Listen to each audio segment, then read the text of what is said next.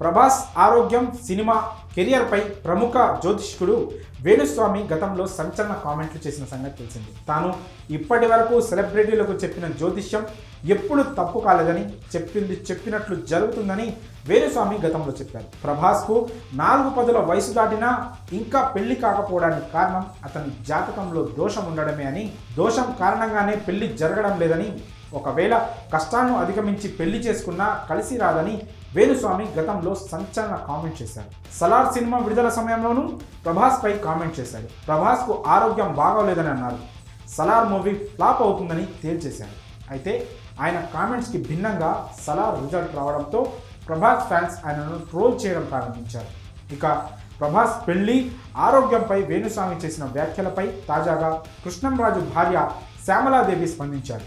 ఓ ఇంటర్వ్యూలో ఆమె ఈ వ్యాఖ్యలు చేశారు. సోషల్ మీడియాలో కింద రాసేది ఒకటి, చూపించేది మరొకటి అని, దానివల్ల వాళ్ళకు ఉపయోగం ఉంటుందో లేదో కూడా తనకు తెలియదని, కానీ ఎవరైనా సంతోషంగా ఉంటే తమకు కూడా సంతోషంగా ఉంటుందని అన్నారు.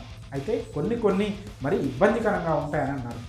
ఎవరేమనుకున్నా కూడా వాళ్ళకు కూడా మా ఫ్యామిలీ గురించి తెలుసు, వాళ్ళందరూ రెస్పెక్ట్గానే ఉంటారు, రెస్పెక్ట్ ఇస్తారు.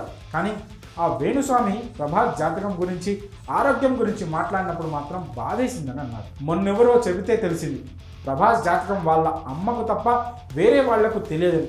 అలాంటప్పుడు ఆ వేణుస్వామికి ఎలా తెలిసిందని ఆమె ప్రశ్నించారు. అయినా పుకార్లు కదా, బాధపడతారు కదా మేడం, మీరే అడగండి అని కొందరు అంటారు. కానీ నేనెందుకు అడగడం అని ఊరుకుంటా అని, పుకార్లని చెప్తున్నప్పుడు ఏం కాదు ఊరుకోండి అంటానని ఆమె అన్నారు.